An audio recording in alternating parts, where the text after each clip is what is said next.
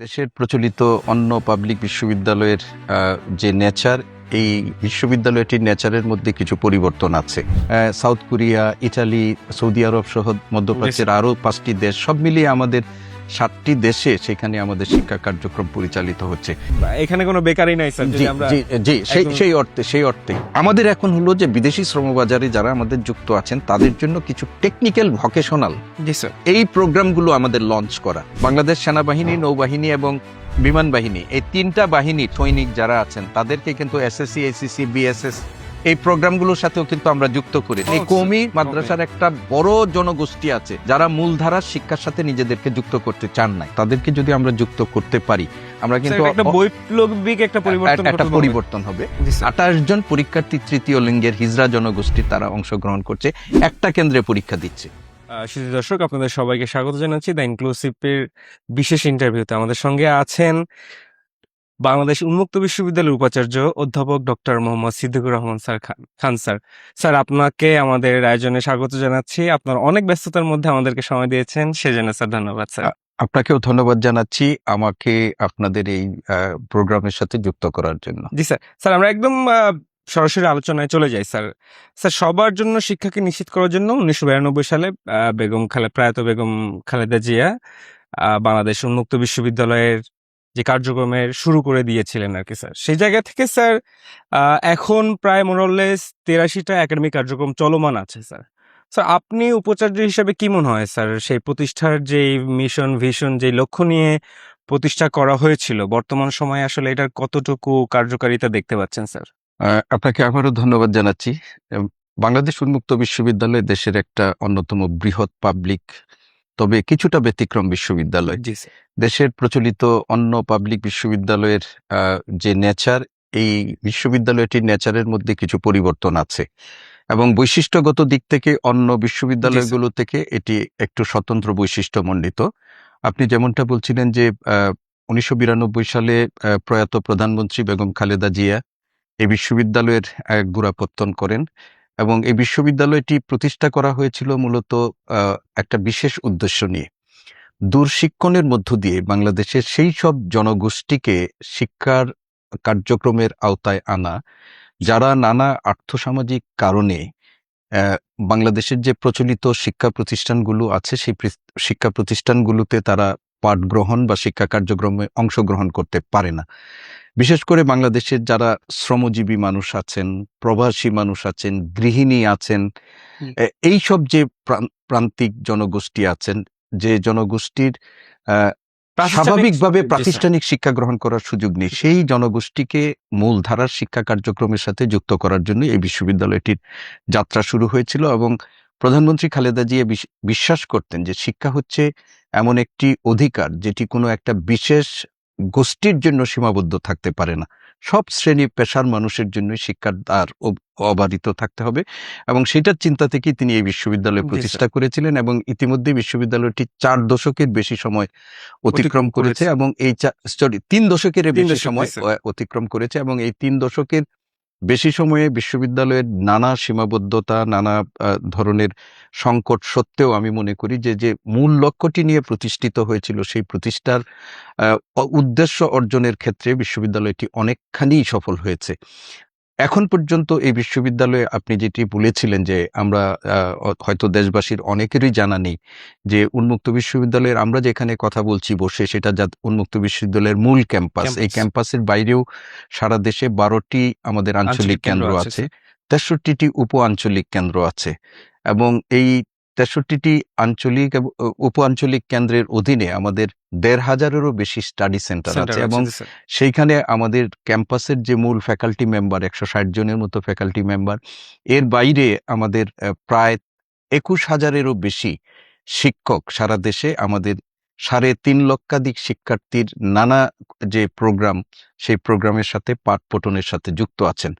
এর বাইরেও আপনি জেনে আনন্দিত হবেন যে উন্মুক্ত বিশ্ববিদ্যালয়ের শিক্ষা কার্যক্রম বাংলাদেশের গণ্ডি অতিক্রম করে ইতিমধ্যেই পৃথিবীর 7টা দেশে, সেখানে সাউথ কোরিয়া, ইটালি, সৌদি আরব সহ মধ্যপ্রাচ্যের আরও 5টি দেশ, সব মিলিয়ে আমাদের 7টি দেশে সেখানে আমাদের শিক্ষা কার্যক্রম পরিচালিত হচ্ছে। ফলে আমি মনে করি যে বেগম খালেদা জিয়া যেটি মনে করেছিলেন যে শিক্ষাটা কেবলমাত্র একটা নির্দিষ্ট বয়স বা বিশেষ শ্রেণীর অধিকার গণ্ডির না। মধ্যে আটকে থাকবে হ্যাঁ, না। এটা। এবং শিক্ষা যে সবসময় শ্রেণীকক্ষের ৪ দেয়ালের মধ্যে সীমাবদ্ধ থাকবে তা না। এর বাইরেও বৃহত্তর পরিসরেও যে প্রাতিষ্ঠানিক শিক্ষা অর্জন করা যায় দূরদর্শনের মাধ্যমে, সেই উদ্দেশ্যটা মানে অনেকখানি সফল হয়েছে এবং যে সংকট সমস্যাগুলো আছে সেইগুলো উত্তরণের জন্য আমার পূর্ববর্তী উপাচার্যরাও চেষ্টা করেছেন। আমিও তারই ধারাবাহিকতায় চেষ্টা অব্যাহত জি স্যার, রাখছি। একদমই আপনি খুবই পরিষ্কারভাবে বুঝিয়ে বলেছেন স্যার। আসলে শুরু থেকে এই পর্যন্ত আসলে যে উদ্দেশ্য নিয়ে প্রতিষ্ঠিত করেছিলেন বেগম খালেদা জিয়া সেটার বাস্তবায়ন হচ্ছে। স্যার আমার একটা প্রশ্ন হচ্ছে স্যার, এখানে প্রায় আপনি ৬ টা উন্মুক্ত বিশ্ববিদ্যালয়ের আন্ডারে প্রায় ৬ টা স্কুলের কথা বলা আছে। ৭ টা স্কুল ৭ টা আছে স্কুল, আমাদের মধ্যে। দুঃখিত স্যার। ৭ টা স্কুল, ১৫০ প্লাস টিউটোরিয়াল কেন্দ্র বা যেটা হচ্ছে স্টাডি সেন্টার বলা হচ্ছে, প্রায় ৩ লাখের মতো স্টুডেন্ট এখানে আছে। আসলে স্যার এত বড় হচ্ছে যে কর্মকাণ্ড, স্যার এটা আসলে মনিটরিংটা আসলে কিভাবে হয় স্যার? দেখুন, উন্মুক্ত বিশ্ববিদ্যালয় পরিচালিত হয় কতগুলো একেবারে কাঠামোবদ্ধ নিয়মের মধ্য দিয়ে। তো এই কাঠামোবদ্ধ নিয়মগুলোর মধ্যে বাংলাদেশ উন্মুক্ত বিশ্ববিদ্যালয়ের গাজীপুর ক্যাম্পাস, সেটা হলো আমাদের কেন্দ্রীয় নিয়ন্ত্রক অফিস জি স্যার। আপনি বলতে পারেন। এবং এই অফিসের অধীনে আমরা যেটি বলেছি যে ৭ টা স্কুল, অন্য বিশ্ববিদ্যালয়ে যেটাকে আমরা ফ্যাকাল্টি বলি। ফ্যাকাল্টি বলি, রাইট তো স্যার। ৭ টা স্কুল আছে, সেই ৭ টা স্কুলের অধীনে আমাদের যে প্রোগ্রামগুলো আছে, সেই প্রোগ্রামগুলো পরিচালনার জন্য প্রতিটা স্কুলে ডিন মহোদয়রা আছেন। ও, এবং আচ্ছা, আমাদের এইখানে ডিন মহোদয়রা এই একাডেমিক কার্যক্রমগুলোর একাডেমিক লিডার হিসাবে তারা দায়িত্ব পালন করেন। আমাদের জি স্যার। স্টুডেন্ট সাপোর্ট সেন্টার আছে। জি স্যার। এটি কেন্দ্রীয়ভাবে আমাদের ভর্তি নিয়ন্ত্রণ এবং ভর্তি কার্যক্রম এগুলো পরিচালনা করেন। আমাদের পরীক্ষা নিয়ন্ত্রক এর একটা বড় এবং জনবল সমৃদ্ধ একটা বিভাগ আমাদের আছে। এর বাইরেও আমাদের উন্মুক্ত বিশ্ববিদ্যালয়ের অন্যতম একটা মানে ডিসট্যান্স লার্নিং এর জন্য আমাদের একটা বড় হলো মিডিয়া মিডিয়া। Centre sir. তো জি স্যার। আমাদের বাংলাদেশ উন্মুক্ত বিশ্ববিদ্যালয়ের একটা অত্যন্ত বলব যে কার্যকর একটা মিডিয়া সেন্টার আছে। আমাদের এই মিডিয়া সেন্টারের যে সক্ষমতা, সেই সক্ষমতাটা আমরা এখন পর্যন্ত পুরোপুরি কাজে লাগাতে পারিনি। পারেনি, জি তো স্যার। আমরা চেষ্টা করছি যে উন্মুক্ত বিশ্ববিদ্যালয়ের মিডিয়া সেন্টার সেটাও আমরা কাজে লাগানোর জন্য। জি স্যার। এরপরে আমাদের আঞ্চলিক কেন্দ্রগুলো আছে, যে সেখানে আঞ্চলিক কেন্দ্রের প্রত্যেকটাতেই আঞ্চলিক পরিচালক আছেন এবং আঞ্চলিক পরিচালক বৃন্দ তাদের উপ আঞ্চলিক কেন্দ্রে যেগুলো আছে সেই তাদের অধীনস্থ সেগুলোর কার্যক্রম পরিচালনা করেন। আর বিদেশে আমাদের যে কর্মসূচিগুলো জি স্যার। আছে সেই কর্মসূচিগুলো দেখাশোনার জন্য আমাদের একটা ফরেন একাডেমিক ইউনিট আমাদের কেন্দ্রীয়ভাবে সেটি করে। তারা আমাদের যে বিদেশে আমাদের দূতাবাস আছে এবং জি স্যার। আমাদের যে কনসাল কনসুলেট। অফিসগুলো আছে সেগুলোর সাথে সমন্বয় করে আমরা এই কার্যক্রমগুলো পরিচালনা করি। তো আমি যেটি মনে করি যে কেন্দ্রীয় যে এইখানে অফিস আছেন, উপাচার্য আছেন, তার সাথে ২ জন প্রো-উপাচার্য আছেন। প্রো-উপাচার্য একজন একাডেমিক, একজন অ্যাডমিনিস্ট্রেশন, ট্রেজারার আছেন, আমাদের রেজিস্ট্রার, এবং এর পরে ধাপে ধাপে আমাদের আরো ১১ জন মানে ডাইরেক্টর আছেন বিভিন্ন উইং এ যারা উইং এ, দায়িত্ব জি পালন স্যার। করেন। আমাদের কিন্তু উন্মুক্ত বিশ্ববিদ্যালয়ের নিজস্ব স্টাডি মডিউলগুলো আমরা গ্রন্থাকারে প্রকাশ করি। সেইজন্য আমাদের একটা পিপিডি আছে। জি স্যার। আমাদের একটা ইনফরমেশন সার্ভিস আছে, যে ইনফরমেশন সার্ভিস থেকে আমরা আমাদের তথ্যগুলো মুহূর্তের মধ্যেই আমরা শিক্ষার্থীদের কাছে পৌঁছে দেই। ফলে আমাদের একটা বিস্তৃত আপনি বলবেন যে নেটওয়ার্ক, নেটওয়ার্ক যেটা আছে স্যার। কেন্দ্রীয়ভাবে এই নেটওয়ার্কের মাধ্যমে আমরা সারা দেশে এবং দেশের বাইরে আমাদের উন্মুক্ত বিশ্ববিদ্যালয়ের যে শিক্ষা কার্যক্রম জি এবং স্যার। আমাদের যে প্রশাসনিক যে কার্যক্রম সেগুলো পরিচালিত হয়ে জি স্যার, থাকে। একদমই স্যার। আপনি পরিষ্কারভাবে আপনাদের অর্গানোগ্রামটা আমাদেরকে জি, জি, বুঝিয়েছেন। স্যার, একটা বাংলাদেশের সবচেয়ে বড় একটা সমস্যা হচ্ছে স্যার বেকার প্রবলেম। জি। যে প্রায় গত বছরের যদি ডেটা এনালাইসিস করে দেখা যায়, প্রায় ২৭ লক্ষাধিক শিক্ষিত বেকার জি, বাংলাদেশে জি। আছে। এবং স্যার যেটা বলা হচ্ছে যে বাংলাদেশের একাডেমিক কারিকুলাম বা পড়াশোনা, অনার্স, মাস্টার্স, পাবলিক, প্রাইভেট সব মিলিয়েই তো আরকি স্যার এই বেকার জনগোষ্ঠীটা তৈরি হচ্ছে। তো সেই জায়গা থেকে স্যার আ উন্মুক্ত বিশ্ববিদ্যালয়েও যে দেখা যাচ্ছে যে এখানে মানুষ ভর্তি হচ্ছে যে একটা মোরাললেস লোকালি পর্যায়ে যেটা দেখা যায় আরকি স্যার, যে যাচ্ছি আমার একটা সার্টিফিকেট প্রয়োজন, যে আমার কোনো একটা অভিজ্ঞতার জন্য বা কোনো একটা কাজে সার্টিফিকেট দেখালে হয়তো আমি এটাতে এনরোল করতে পারবো। স্যার কনভার্সলি বর্তমান সময়ে ২০২৬ সালে আমরা দাঁড়িয়ে দেখতেছি পুরো ওয়ার্ল্ড হচ্ছে যে চতুর্থ শিল্প বিপ্লবের দ্বারপ্রান্তে দাঁড়িয়ে। বিজ্ঞান প্রযুক্তির দিকে ধাবিত হচ্ছে। জি স্যার। এআই একদমই হচ্ছে যে যেখানে জব ডাটা। মানে এখন ক্রাইসিস হচ্ছে যে উন্নত বিশ্বে যে এআই কি মানুষের রিপ্লেস করে ফেলতেছে কিনা। তো স্যার এইরকম একটা সিনারিওর মধ্যে আমরা আসলে এই যে আমাদের বর্তমান বাংলাদেশের যে বেকারত্ব সেই জায়গায় মিলিয়ে আমাদের উন্মুক্ত বিশ্ববিদ্যালয়েও স্যার যে আপনার আমাদের সার্টিফিকেট বা একাডেমিক পড়াশোনা হচ্ছে আসলে স্যার এটা এই দুইটা সমন্বয় সময়ের কিনা? সাথে মার্চটা কিভাবে হচ্ছে বা হবে স্যার? দেখুন, আপনি যেটা বলেছেন যথার্থ অর্থেই বাংলাদেশে আমাদের যে জব মার্কেট, সেই জব মার্কেটে জি স্যার। আমরা প্রতি বছর একটা সমন্বয়হীনতার অভাব দেখছি। একদিকে আমাদের ইন্ডাস্ট্রিতে যারা আছেন তারা মনে করছেন যে তারা স্কিল ম্যান পাওয়ার পাচ্ছেন না।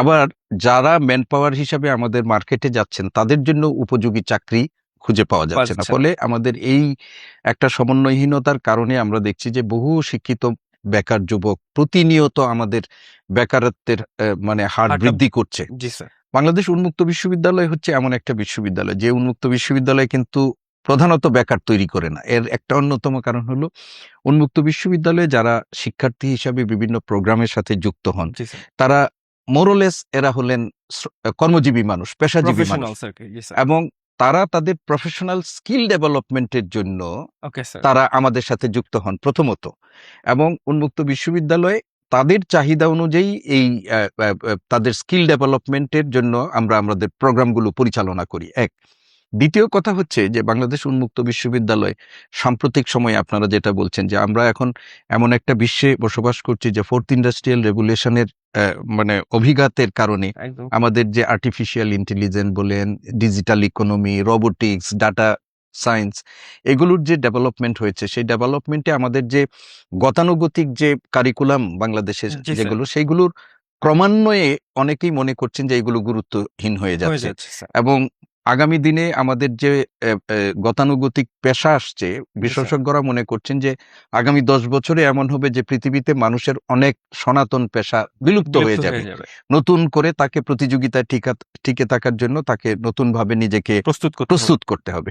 আপনি জেনে আনন্দিত হবেন যে বাংলাদেশ উন্মুক্ত বিশ্ববিদ্যালয় আমার জানা মতে বাংলাদেশের মধ্যে এখন পর্যন্ত হয়তো একমাত্র বিশ্ববিদ্যালয় আমাদের এই যে চতুর্থ শিল্প বিপ্লবের যে অভিঘাত সেটা মোকাবেলা করার জন্য এখন সরকারের যে ন্যাশনাল এডুকেশন পলিসি সেখানে নিড বেস এডুকেশনের কথা বলা হচ্ছে, স্যার। তারপরে আপনার টিবেটের কথা বলা হচ্ছে, জি sir. Technical vocational education and training. জি স্যার। আপনার মাধ্যমে আমি দেশবাসীকে জাতিকে জানাতে চাই যে বাংলাদেশ উন্মুক্ত বিশ্ববিদ্যালয় ইতিমধ্যেই এই ফোর্থ ইন্ডাস্ট্রিয়াল রেভুলেশনের যে চাহিদা সেই চাহিদার নিরিখে মানব সম্পদ তৈরি করার জন্য উন্মুক্ত বিশ্ববিদ্যালয় ইনস্টিটিউট অফ মানে একটা আইটিবেট বলি, institute of technical and vocational education and training, এইটা কিন্তু উন্মুক্ত বিশ্ববিদ্যালয় অলরেডি প্রতিষ্ঠা করেছে। আমরা এখনো এটার মানে কার্যক্রমে যেতে পারিনি।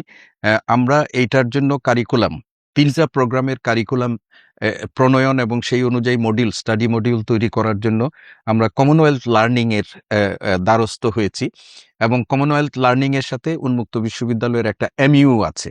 তো কমনওয়েলথ লার্নিং এর যে তাদের আরেকটা সিস্টার কনসার্ন আমাদের সিমকা বলে এটাকে, সিমকা আমাদের এই 3টা প্রোগ্রামের আপনার কারিকুলাম স্টাডি মডিউল ডেভেলপমেন্টের জন্য তারা আমাদেরকে কিছু অর্থায়নও করেছে, এবং সেই অর্থায়নের আওতায় গত আমাদের 17 তারিখে বাংলাদেশ উন্মুক্ত বিশ্ববিদ্যালয়ের উদ্যোগে এবং ওই যে সিমকার কোলাবোরেশনে আমরা একটা দিনব্যাপী স্টেক হোল্ডার কনসালটেশন ওয়ার্কশপ করেছি, এবং সেখানে বিভিন্ন ক্ষেত্রে যারা স্টেক হোল্ডার আছেন আমাদের এই প্রোগ্রামের সাথে আইটিবেটের সাথে যারা যুক্ত হবেন বা হবেন সেইখানকে তারা এসেছেন, এবং আমাদের যে কারিকুলামের একটা তাদের সামনে খসড়া উপস্থাপন করা হয়েছে, সেইখানে তারা কন্ট্রিবিউট করেছেন, তাদের পরামর্শ দিয়েছেন, এবং আগামী মাসের প্রথম সপ্তাহে ওইটারই ফলো আপ হিসাবে আমরা আরেকটা করব।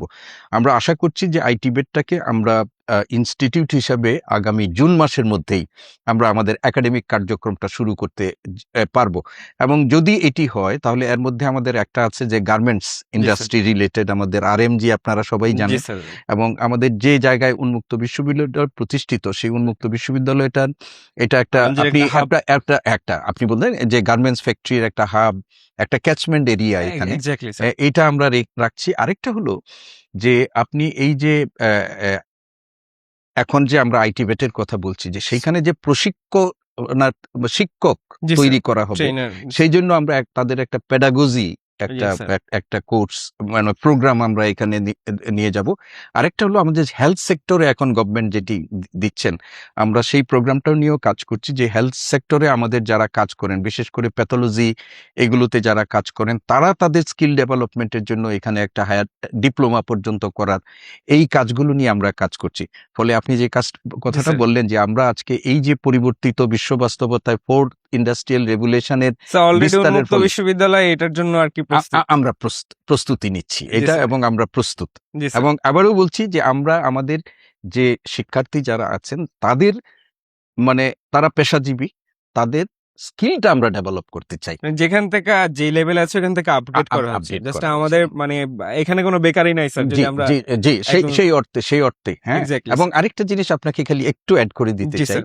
যে এখন যে গভর্নমেন্টের এডুকেশন পলিসিতে যে থার্ড জি স্যার। ল্যাঙ্গুয়েজ জি একটা স্যার, আমি যেটা ওইটা আমাদের ছিল আর কি স্যার। জি, তো আমি এটা একসাথে আপনাকে এটুকু জি বলে স্যার। দিচ্ছি যে থার্ড ল্যাঙ্গুয়েজ উন্মুক্ত বিশ্ববিদ্যালয় এখন পর্যন্ত চাইনিজ এবং আরবি, আরবি এই দুটো আরবিক। ল্যাঙ্গুয়েজ আমাদের এখানে আপনার সার্টিফিকেট কোর্স আছে, ডিপ্লোমা কোর্স জি এখানে স্যার। আমাদের আছে। তো আমরা এইখানে চাইনিজ কোর্স অলরেডি আমাদের এটা ক্যাম্পাস ভিত্তিক হয়, সেটাকে আমরা সম্প্রসারিত করে অলরেডি আমাদের উদ্যোগ হয়ে গেছে চট্টগ্রামে, আমরা সেটা আমাদের যে আঞ্চলিক কেন্দ্র সেখানেও আমাদের এটা হবে।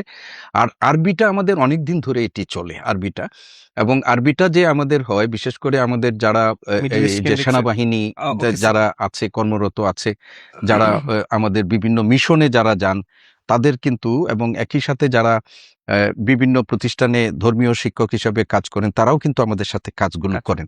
তো এই দুটো আমাদের আছে। ইংরেজিরও আমাদের কোর্স আছে, সেটার সাথে আমরা এখন উদ্যোগ নিচ্ছি হয়তো একটা সেন্টার তৈরি করে সেই সেন্টারের আওতায় এই কোর্সগুলোর ব্যাপ্তি বৃদ্ধি করা, আরবি এবং যেগুলো চলমান আছে এর সাথে জাপানিজ এবং আপনার ফ্রেঞ্চ ল্যাঙ্গুয়েজ জি স্যার। এগুলোকে যুক্ত করেও আমরা একটা থার্ড ল্যাঙ্গুয়েজ যে এখন বলা হচ্ছে যে শ্রমবাজারে জি স্যার। একটা মানুষের জন্য, সেই উদ্যোগটাও আমরা মানে গ্রহণ করতে যাচ্ছি জি ইনশাআল্লাহ। ইনশাল্লাহ স্যার।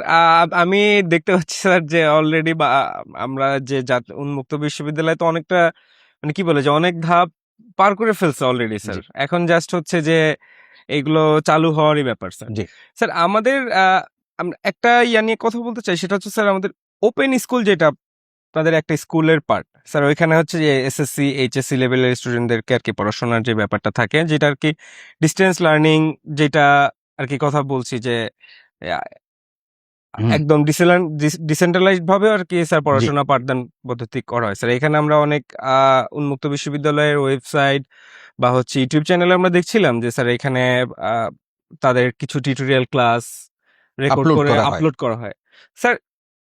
আসলে এই বর্তমান সময়ে স্যার যাদেরকে শেখানো হচ্ছে স্যার, বা যে টিচিং মেথডে শেখানো হচ্ছে স্যার, এটা আসলে কতটা অ্যাপ্রোপ্রিয়েট এই জায়গা থেকে স্যার, যে বর্তমান সময়ে স্যার আপনি জানেন যে ই লার্নিং এ অনেক প্ল্যাটফর্মের এখন বুম করতেছে জি বাংলাদেশে, জি যেমন 10 মিনিট স্কুল আছে, এসিএস, আরো অনেক অনেক কিছু আছে। প্ল্যাটফর্ম আছে। তো সেই জায়গা থেকে স্যার আসলে এটাকে আরো কতটা আধুনিকায়ন করা যায় কিনা, বা এটা নিয়ে কি কোনো স্যার পরিকল্পনা আছে কিনা? দেখুন, আমি দায়িত্ব ভার গ্রহণ করার পর যেহেতু আমার মিডিয়ার সাথে যেহেতু আমার কিছু মানে সংযোগ আছে, জি স্যার। তো সেই কারণে আমি দায়িত্বভার গ্রহণ করার পরেই আমি প্রথমেই আমি এই মিডিয়া সেন্টারে নিজে গিয়েছি এবং মিডিয়া সেন্টারের সক্ষমতাগুলো আমি দেখার চেষ্টা জি করেছি। স্যার। এবং আমি যেটা বলেছিলাম যে আমাদের ডিস্টেন্স লার্নিং এর জন্য আমাদের যে মিডিয়া সক্ষমতা আছে এটা আসলে পুরোপুরি আমরা কাজে লাগাতে পারি। বাজি। সো এই কাজে লাগানোর উদ্যোগ হিসাবে আমরা কিছু কর্মপরিকল্পনা ইতিমধ্যেই গ্রহণ করেছি। আমাদের ওপেন টিভি বলে আমাদের একটা টিভি আছে, সেই টিভির মাধ্যমে আমরা আমাদের যারা শিক্ষার্থী আছে তাদের কাছে ওই যে আপনি যেটা বললেন যে আমরা প্রোগ্রাম কিছু তৈরি করে সেটা আপলোড করি। জি স্যার। তো এখন তো আপনার প্রতিযোগিতার যুগ, ভিজুয়ালাইজেশনের যুগ, একদম হ্যাঁ, স্যার।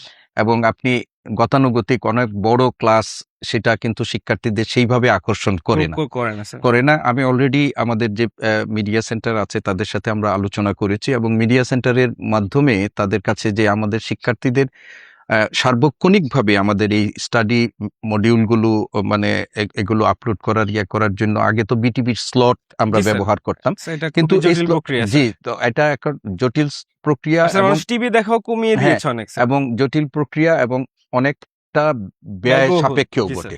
তো আমরা এর মধ্যেই করেছি। এখন মানুষ টেলিভিশন দেখে না, আপনি মোবাইলের এক্স্যাক্টলি স্যার, দেখবে। তো স্যার সেই অ্যাপ আছে স্যার। অ্যাপ আছে।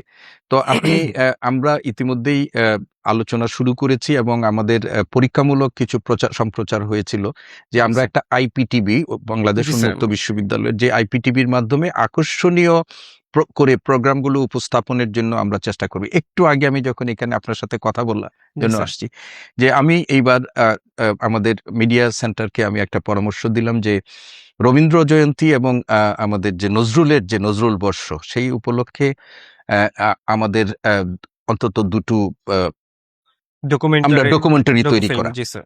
এবং আমাদের শহীদ প্রেসিডেন্ট জিয়াউর রহমানেরও মৃত্যুবার্ষিকী, সেটার জন্য আমি একটা ওনাদেরকে বলেছি যে উন্মুক্ত বিশ্ববিদ্যালয়ের মিডিয়ার সক্ষমতাটাকে কাজে লাগানোর পরিকল্পনার অংশ হিসাবে আমি একটু Okay, আগে sir. দেখলাম এবং রবীন্দ্রনাথের উপর যে ডকুমেন্টারিটা এখানে তৈরি হয়েছে খসড়া, যেটা আমাকে মানে প্রদর্শন করা হলো, আমি নিজে কিন্তু খুবই আপ্লুত এটা দেখে যে আমাদের এই সক্ষমতা এবং এই ডকুমেন্টারিটা যদি উপস্থাপন করা হয় একজন শিক্ষার্থীর কাছে গতানুগতিকভাবে সে রবীন্দ্রনাথকে যেভাবে পড়ে বা ক্লাসের জন্য যেভাবে উপস্থাপন করা হয়, রবীন্দ্রনাথকে সে জানবে কিন্তু একটু ভিন্ন মাত্রায় সে জানবে এবং এক্স্যাক্টলি স্যার। এটা অত্যন্ত আকর্ষণীয় পদ্ধতিতে, এই যেটা আপনি বলেছেন জি স্যার। উন্মুক্ত বিশ্ববিদ্যালয়ের একটা সমৃদ্ধ ই লার্নিং সেন্টার আছে। জি স্যার। যেহেতু আমাদের ডিস্টেন্সে হয়, আমাদের নিচে যারা বিদেশে হয়, আপনি যদি ভিজিট করেন ই লার্নিং সেন্টারটাও কি অন্য অনেক বিশ্ববিদ্যালয়ে আপনি গিয়ে পাবেন না। এক্স্যাক্টলি কিন্তু স্যার। কিন্তু আমাদের দুর্ভাগ্য হলো এটা আমাদের অনেকেই জানে না এবং সেটার ব্যবহারটা যে আমরা করছি সেটাও জানে না। চমৎকার একটা ই লার্নিং সেন্টার আছে আমাদের, যে ই লার্নিং সেন্টারের মধ্য দিয়ে আমাদের ডিস্টেন্স ইয়ারগুলোর ক্ষেত্রে আমাদের হয় এবং আমি ব্যক্তিগতভাবে মনে করি যে আজকের যে বিশ্ব আমরা বসবাস করছি সেই বিশ্বে মানুষের মনস্তত্ত্ব পরিবর্তন হয়েছে এক্স্যাক্টলি স্যার। এবং এই পরিবর্তিত মনস্তত্ত্বের সাথে আপনি আপনার কারিকুলামের কথা বলেন, স্টাডি মডিউল কথা বলেন, সেইগুলো যদি সেইভাবে উপস্থাপন না করতে পারেন সেটা কিন্তু মানুষের ইররিলেভেন্ট কাছে হয়ে যাবে স্যার। মানুষের কাছে গ্রহণযোগ্য হবে না। Exactly sir. তো ফলে আমি ব্যক্তিগতভাবে আমি মনে করি যে আমি 10 বছর আগে আমি ক্লাসের যে আমার লেকচারের প্যাটার্ন ছিল, আজকে আমার লেকচারের প্যাটার্ন কিন্তু না, কমপ্লিটলি ডিফারেন্ট স্যার। জি এটা স্যার। একটা ডিফারেন্ট। এবং আমি যদি গিয়ে বই থেকে অনেক কিছু আমার মতো করে উপস্থাপন করি সেগুলো শিক্ষার্থীদের হাতে হাতে এখন আছে। ফলে শিক্ষার্থীরা আমার কাছে চায় যে আমি একটু নতুনভাবে কিছু দেই। জি স্যার। তো সেই জন্য শিক্ষকদেরও আমাদের প্রয়োজন। আমি এখানে উন্মুক্ত বিশ্ববিদ্যালয়ে যোগদান করার পর আমার উন্মুক্ত বিশ্ববিদ্যালয়ের যারা সহকর্মী আছেন তাদেরও আমি রিসার্চ মনস্ক হওয়ার জন্য আমাদের উন্মুক্ত বিশ্ববিদ্যালয়ের ৬টা স্কুলের নিজস্ব জার্নাল আছে, আমাদের জি কেন্দ্রীয় স্যার। জার্নাল আছে, এক্স্যাক্টলি। সেগুলোর প্রকাশনা অনিয়মিত, সেগুলোর ডিওআই নাই। আমি যোগদান করার পর থেকে আমরা বলেছি যে আপনি গবেষণা করবেন, সেই গবেষণার ফল আপনি মানুষের কাছে, বিশ্বের কাছে উপস্থাপন করবেন আপনার জার্নালের মাধ্যমে। জার্নালের মাধ্যমে। তো সেইটার জন্য আমরা এখন প্রকাশনার ডিওআই এগুলো নিয়মিতকরণের জন্য উন্মুক্ত বিশ্ববিদ্যালয়ের স্কুলগুলোর সাথে উপাচার্যের নিয়মিত সভা হতো না, আমি এটা এখন ঢাকা বিশ্ববিদ্যালয়ের আদলে ডিনস জি স্যার। কমিটি বলে প্রতি মাসে একবার আমরা বলছি তাদের সমস্যাগুলো কোঅর্ডিনেশনের জন্য। কি আছে, সেগুলো সমাধান কিভাবে হয়, একসাথে বসলে অনেক কিছুই আমাদের হয়, সেই কাজগুলো করছি। আমি চাই বাংলাদেশ উন্মুক্ত বিশ্ববিদ্যালয় যে অবকাঠামো নিয়ে দাঁড়িয়েছে সেই অবকাঠামোটা তৈরির মূল লক্ষ্য হলো মানুষের মাঝে জ্ঞানের বিস্তার। বিস্তার। সেই এক্স্যাক্টলি স্যার। জ্ঞানের বিস্তারটা হবে আমাদের যে প্রচলিত শিক্ষা, ট্রেডিশনাল সিস্টেমের শিক্ষা সেইগুলোও থাকবে, কিন্তু যুগের সাথে সামঞ্জস্য রেখে আপনাকে নতুন ভাবেও সেটাকে সুসমন্বিত করতে হবে এবং সেইভাবেই এক্স্যাক্টলি আমরা স্যার। চিন্তা করছি। জি স্যার। স্যার একদমই পরিষ্কারভাবে বুঝিয়ে বলেছেন। স্যার হুম। আপনারা তো অনেক কোর্স আনছেন স্যার। সো এই গভর্নমেন্টের স্যার আমরা গতকালকেই অর্থমন্ত্রীর কথা শুনছিলাম যে তারা ক্রিয়েটিভ ইকোনমি বা হুম। অরেঞ্জ ইকোনমির দিকে ফোকাস করতে যাচ্ছে। যেমন আমি যদি অর্থমন্ত্রীর কথা কোট করেই বলি যে আমাদের এই দেশে কখনো খেলাকে বা সাংস্কৃতিক অন্যান্য কর্মকাণ্ডকে কখনো ইকোনমিক্যাল ওয়েতে দেখাই হয় নাই। আসলে স্যার তারপরে স্যার এখন পুরো ওয়ার্ল্ড ওয়াইড একদম ভিজুয়ালাইজ হয়ে গিয়েছে, ডিজিটালাইজড হয়ে গিয়েছে। মানুষের হাতে হাতে ফোন, কন্টেন্ট মেকিং এর স্যার অনেক হচ্ছে যে ঝোঁক দেখা যাচ্ছে। ঝোঁক দেখা যাচ্ছে। স্যার সেই ক্ষেত্রে স্যার এইসব বিষয় নিয়ে স্যার কোনো চিন্তা ভাবনা আছে কিনা স্যার? দেখুন, আমি ব্যক্তিগতভাবে মনে করি আমার এইটা যে আজকের জীবনে আপনার ব্লু ইকোনমি কয়েকদিন আগে আমরা তো জানতামই না। জানতাম না। এখন এক্স্যাক্টলি স্যার। ব্লু ইকোনমি আমাদের জীবনের সাথে খুব ঘনিষ্ঠভাবে যুক্ত হয়ে গেছে এবং আমাদের বে অফ বেঙ্গল আছে আমাদের, জি স্যার। তারপরে আমাদের নদীমাতৃক দেশ অনেক কিন্তু ব্লু ইকোনমির এখন আপনার মানে সম্ভাবনা তৈরি হয়েছে। জি স্যার। আপনি একটু আগে যেটা বলেছেন যে আপনার অরেঞ্জ ইকোনমি নিয়ে, এবং আজকে আমি একটা কোথাও দেখেছি যে সেখানে লেখা আছে যে আগামী 5 বছরে যে 1 কোটি বৃক্ষ আমাদের জি, স্যার। রোপণ, সেটাকে কেন্দ্র করে আমাদের $1 বিলিয়ন ডলারের অর্থনীতি দাঁড়িয়ে যেতে পারে, এক্স্যাক্টলি স্যার। এটা দাঁড়িয়ে যেতে পারে। কিন্তু আপনি দেখেন একসময় কিন্তু মানুষের মনের মধ্যে বা ছিল চিন্তার না। মধ্যে এটা ছিল জি, না। স্যার। এবং আজকে এমন একটা দাঁড়িয়েছে যে আপনি কোনো একটা অবকাঠামো ছাড়া আপনি একটা বড় ব্যবসার প্ল্যাটফর্ম দাঁড় করিয়ে ফেলতে পারেন। Exactly sir. কোনো অবকাঠামোর দরকার নেই কিছুই আপনার। লাগছে না স্যার। আপনি একটা বড় প্ল্যাটফর্ম দাঁড় করাচ্ছেন। কিন্তু এই প্ল্যাটফর্মটা আপনি কিভাবে দাঁড় করাবেন, সেটাকে কিভাবে সাস্টেইনেবল করবেন, গাইডলাইন প্রপার। গাইডলাইন প্রপার কিভাবে আপনি এটাকে ব্যবহার করবেন। এই যে একটু আগে বললেন যে কনটেন্ট ক্রিয়েশন, আমার যে মিডিয়া সেন্টার আছে সেই মিডিয়া সেন্টারে যদি আমরা এরকম কোর্স অফার করতে পারি এক্স্যাক্টলি স্যার। যে কন্টেন্ট ক্রিয়েশন কিভাবে হবে, এটা একদিকে যেমন আপনার ন্যাশনাল ইকোনমিতে এই উন্মুক্ত বিশ্ববিদ্যালয় একটা কন্ট্রিবিউট করতে পারবে, এক্স্যাক্টলি স্যার। একই সাথে ন্যাশনাল আমার উন্মুক্ত বিশ্ববিদ্যালয়ের ক্রেডেনশিয়ালেতেও এটা কিন্তু যুক্ত হবে। Exactly sir. তো আমরা এখন যে যোগ বাস্তবতার মধ্যে বসছি, প্রতিনিয়ত আপনার কম্পিটিটর বাড়ছে এক্স্যাক্টলি স্যার। দেশের ভিতরে অভ্যন্তরে। জি স্যার। আপনি গ্রাজুয়েট তৈরি করছেন, সেই গ্রাজুয়েটকে আপনি কিভাবে মার্কেটে নিয়ে যাবেন, এক্স্যাক্টলি স্যার। হ্যাঁ, গ্রাজুয়েটকে কিভাবে আপনি সেল করবেন, এগুলো তো Exactly, অনেক sir. পরিকল্পনার ব্যাপার আছে। Exactly sir. তো আমি শিক্ষার সাথেই অনেকদিন জড়িত। স্যার। 31 বছর ধরে ঢাকা বিশ্ববিদ্যালয়ে শিক্ষকতা করেছি।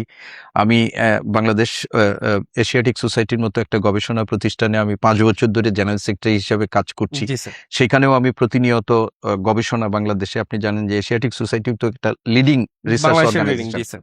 তো ওদের সাথে করার আমার কিছু অভিজ্ঞতা অর্জিত হয়েছে।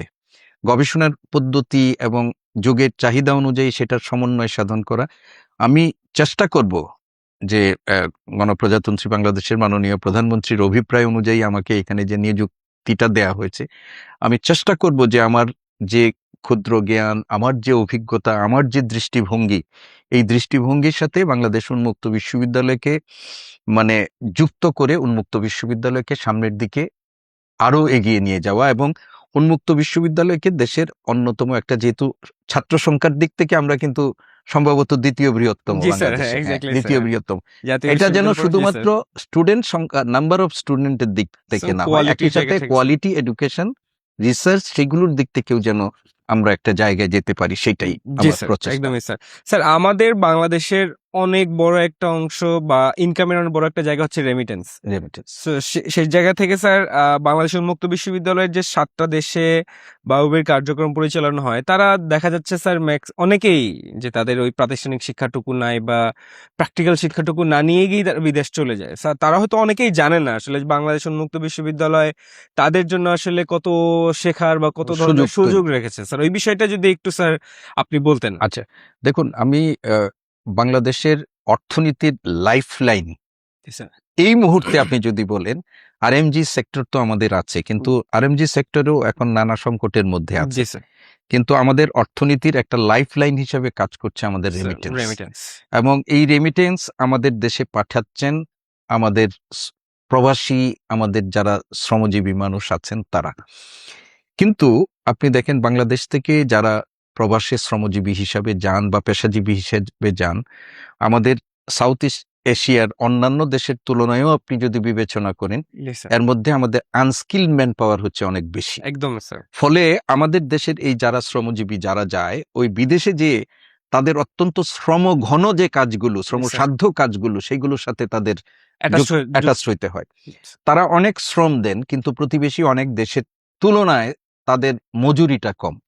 আপনি ফিলিপাইনের থেকে দেখেন, ইভেন আমি নিজের অভিজ্ঞতা থেকে বলেছি যে আমি অনেক জায়গায় দেখেছি, আমাদের ইভেন সাউথ কোরিয়ার কথা বলেছি, নেপালিরাও যারা আছে, নেপাল থেকে আমাদের যারা যায়, তারাও কিন্তু আমাদের শ্রমিকদের তুলনায় অনেক ভালো, কারণ ল্যাঙ্গুয়েজটা তারা ভালো জানে এবং কোনো না কোনো একটা বেসিক স্কিল নিয়ে তারা যায়।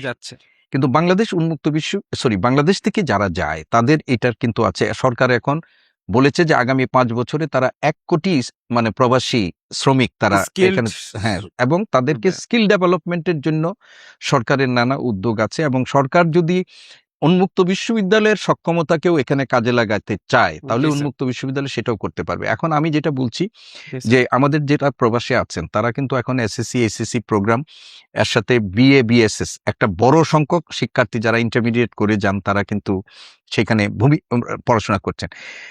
আমাদের এখন হলো যে বিদেশি শ্রমবাজারে যারা আমাদের যুক্ত আছেন তাদের জন্য কিছু টেকনিক্যাল ভোকেশনাল জি স্যার। এই প্রোগ্রামগুলো আমাদের লঞ্চ করা।